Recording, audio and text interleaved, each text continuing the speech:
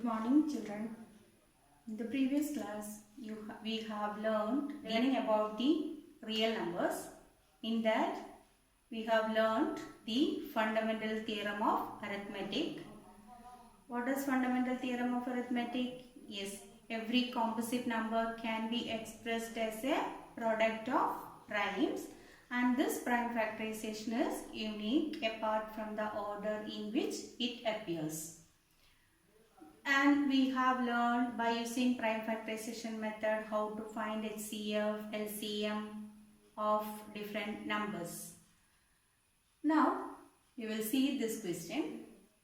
Check whether 4 raised to n can end with the digit 0 for any natural number n. Here 4 to the power n, that is 4 to the power n means the factorization of 4 is 2 into 2, or we can write it as 2 square raised to n. So factor of 4 is only 2. And when the number will be ending with the digit 0? If a number is raised to the power any number, would end with the digit 0 only if the number is divisible by both 2 and 5. For example, 10. If you write 10 square, yes, it is 2 into 5 raised to 2. Yes, 10 factors of 10 are 2 and 5. Yes, we know that it is ending in, the square of this number will be ending in 0. Now, another example, 30 square. What is 30 square? It is 900. Okay. Yes, it is ending in the digit 0. So, what are the factors of 30? Factors of 30 are 2 into 5 into 3.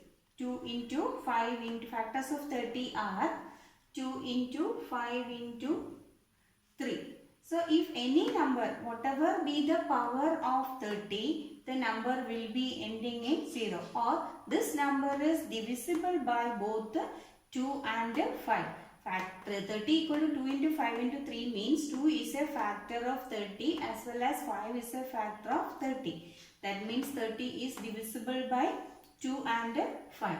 So, if the whatever be the power of 30, that number will be ending in 0. So, any number, whatever be the value of n or the power, whatever be the number, it will be ending in 0.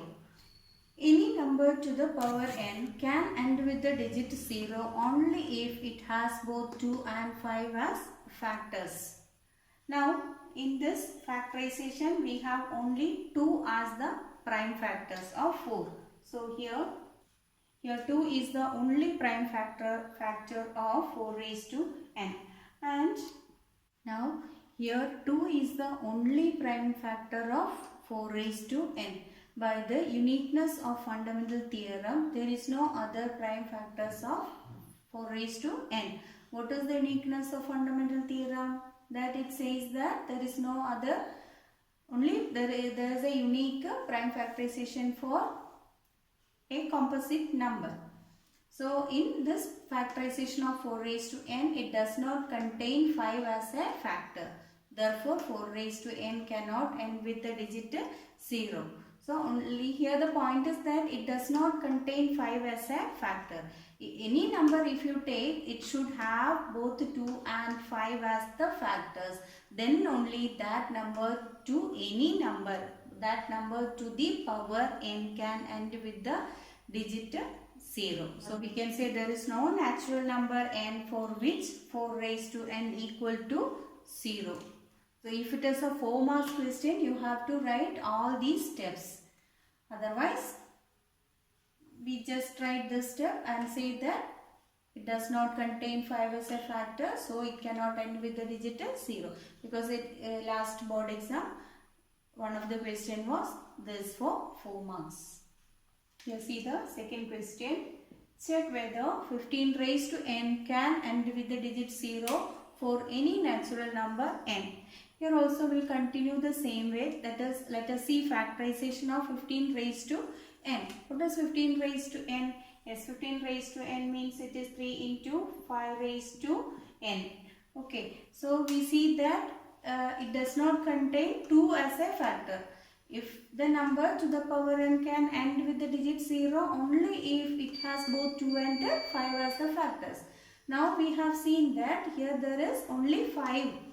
3 is there, doesn't matter, but 2 is not a factor of this. So we say that it does not end with the digit 0. So now we can write like this: by the 15 raised to n equal to 3 into 5 whole raised to n. Now by the uniqueness of fundamental theorem of arithmetic, there is no other primes in the prime factorization of 15 raised to n. That is, in the prime factorization of 15 raised to n, it does not contain 2 as a factor. Here 5 is already there, but there is no factor 2. So 15 raised to n cannot end with the digit 0. That is, any number to the power n where end with the digit 0 only if it contains both 2 and 5 as factors. So any number to the power n will end with the digit 0 only if it contains both 2 and 5 as the factors. Okay.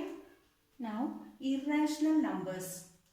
What is irrational number? A number S is called irrational if it cannot be written in the form of P by Q, where P and Q are integers, Q not equal to 0. For example, root 2, root 3, root 15 and pi. You can denote the irrational number by S. What is rational number? A number which can be written in the form P by Q, where P and Q are integers and Q not equal to 0. So which cannot be written in this form are called irrational numbers. Rational numbers we denote by Q or R, whereas irrational number can be written as or represented by the letter S. And see, these are the examples. What about pi? Is it irrational? Yes, pi is an irrational number. Pi is an irrational number, but 22 by 7 is rational. This is for, we use the value for our calculation purpose only. That is not the exact value of pi. The value of pi is a non-terminating, non-repeating decimal. Now we have to prove the irrationality of a number. So before proving that, let us discuss this theorem. That is, this will help you to prove the irrationality of a number. The theorem says that let P be a prime number if P divides a square, then P divides a, where a is a positive integer. Here I will show you some examples to make you understand. For example, 2 divides 4. If 2 divides 4 square, then 2 divides 4 also. That's what the theorem says. P be a prime number. P divides a square, then P divides a also. So here 2 is a prime number. A can be any number. A is a positive integer. Now another example.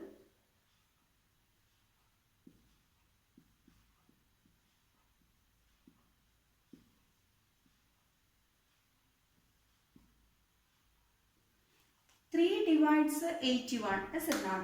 81 is divisible by 3. So 81 means it is equal to 9 square. So 3 divides 9 square. Then 3 divides 9 also, isn't it? 3 is a factor of 9, or 9 is divisible by 3. So this is what the theorem says. Here 3 is a prime number. 3 divides 9 square, then 3 divides 9 also. This P divides A square, then P divides A. Using this theorem, we prove the irrationality of a number. So let us see how to prove it. Prove that root 2 is irrational. How to prove root 2 is irrational? Here we use a contradiction method to prove this. So here is the proof by contradiction. Proof by contradiction method. So how we start with? Let us take that root 2 is a rational. We have to prove that root 2 is irrational. So we start with the contradiction. That is, let us take that root 2 is a rational number. If it is a rational number, root 2 can be written as a by b or p by q. So let us start with root 2 equal to p by q. If it is a rational number, we know the definition of rational number. Any number which can be written in the form of p by q, where p and q are integers and q not equal to 0. Then condition is that p and q are co-primes. What do you mean by co-primes? Co-prime means HCF of P and Q equal to 1. Any two numbers, if we have the HCF as 1, we say that they are co-primes. That means it is not having any of the common factor other than 1. Only 1 is the common factor for co-primes. Understood? So you need to write only one condition, that is P and Q are co-primes. You can write or HCF of P and Q equal to 1. Both meaning is same. HCF 1 means they are co-primes. Okay. Now we will do the cross multiplication. So root 2 into Q equal to P. Now the next step is squaring on both sides. Squaring on both sides we get, okay, root 2q whole square equal to p square. Root 2 if you square you get 2. So 2q square equal to p square.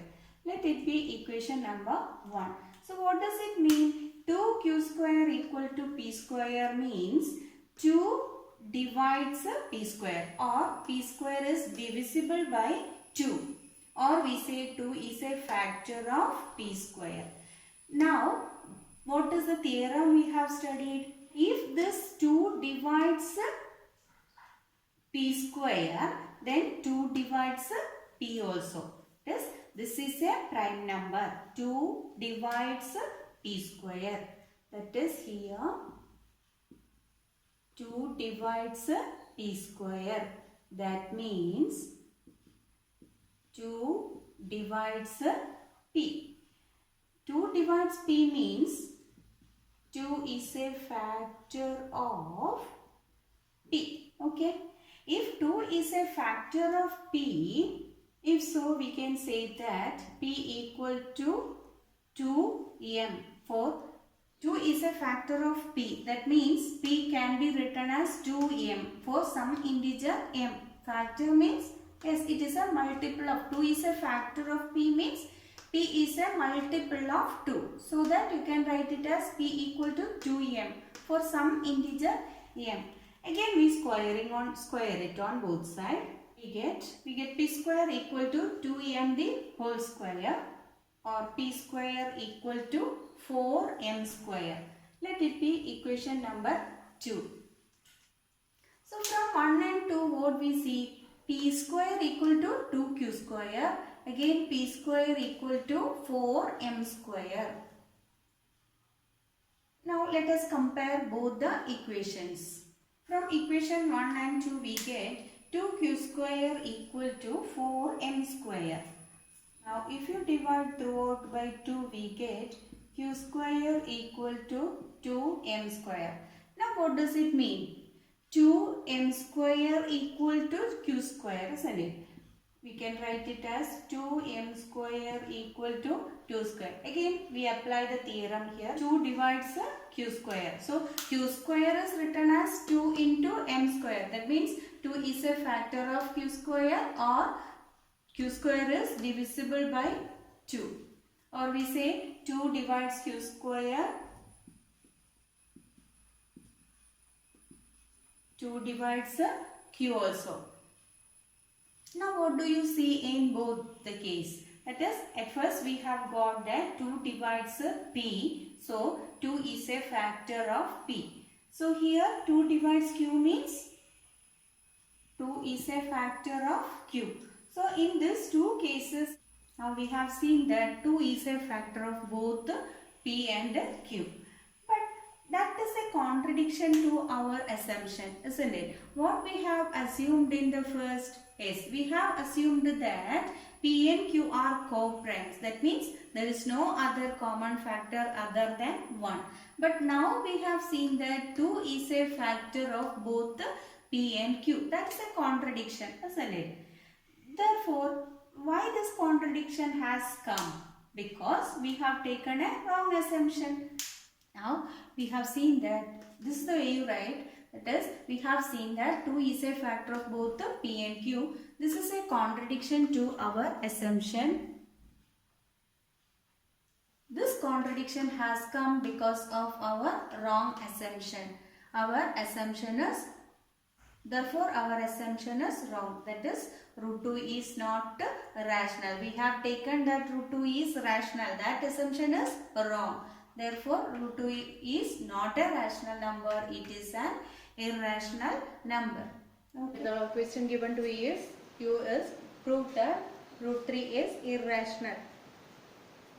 We can just recall the previous step, how we proved root 2. Root 2 is irrational, how we use the contradiction method. The same process can be done here also. Let us do this. Now, let us assume that root 3 is a rational number. Now, if so, root 3 can be written as p by q, where p and q are integers, q not equal to 0, and HCF of p and q equal to 1. That is very important point. HCF of p and q equal to 1, or p and q are co-primes. What is the next step? Yes, we have to do cross multiply. So, root 3q, root 3 into q equal to p. Now, the next step is squaring on both sides. Squaring on both sides, we get root 3 q square equal to p square. That is 3q square equal to p square. Give it as equation number 1.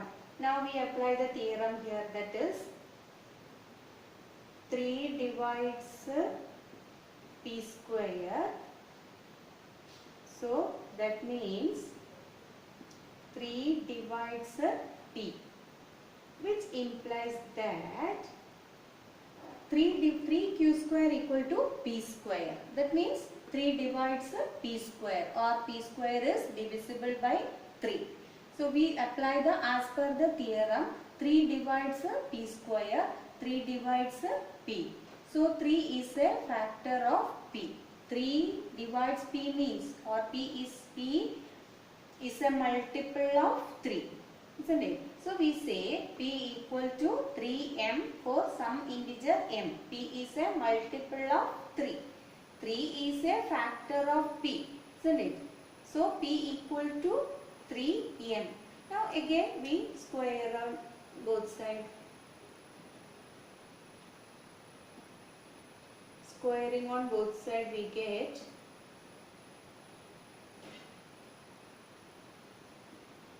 p square equal to 9m square, equation number 2. Now compare the equations 1 and 2.